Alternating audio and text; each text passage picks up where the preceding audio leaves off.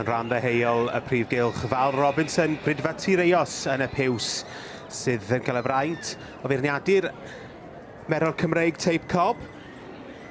Ac dosbarth i'r Caseg y fagu ifanc, rhai 4 i 7 mlwydd oed,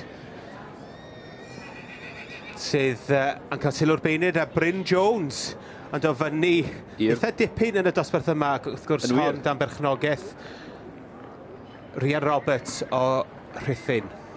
Felly ar hyn o bryd, i ni'n gweld yn y safle cyntaf, Teip Abi Grace, eiddo Victor Moore yn ail wedyn, Menai Curiosa, eiddo i Thomas Jones o Brydfa Menai, ac wedyn wnaethon ni sôn, dod i fyny'r trydydd safle Rhian Roberts i arti Royal Gift. Felly dyna yw'r trefn ar hyn o bryd.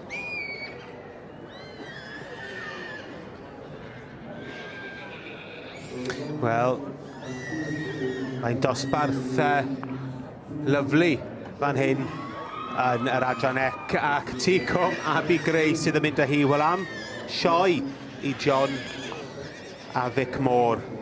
Y gaseg yma, wrth gwrs, yn dod o linach reit enwog. Teip Abigail, ath i ar benc ymwriaeth yma ddwywaith, a wedi cymwyso i sioe y cydi, sioe ceffyl y flwyddyn a'r cydi, wrth gwrs. A'r gaseg yma, dwi'n siŵr, yn mynd nôl i'r gaseg hynny, Teip Abigail. Wel, John Moore a'i chwaer Demi sydd yn derbyn y wobr gyntaf i'r Caseg y fagu yn yr adran ec. Wrth gwrs, gyda nhw llwyddiant dydd Mawrth yn ennill gyda'r ebol ddeiflwydd. Felly mae wedi bod yn sioe arbennig iawn i teulu'r môr o Cwm Glyn Ebwy.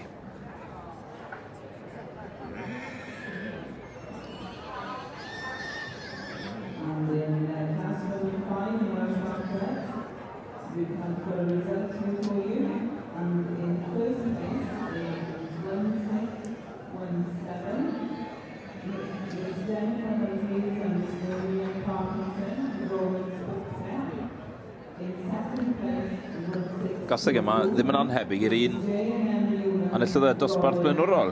Donis Lililon yn edrych yn debyg iawn. Yn debyg iawn, chwarae teg, mae'n rhaid ddeud. Mae wedi sticio a wedi cadw at ei Teip yn fan hyn. Ac i weld y fydd na... I weld bod pencampwriaeth diddorol yn mynd i ddod nes mlaen.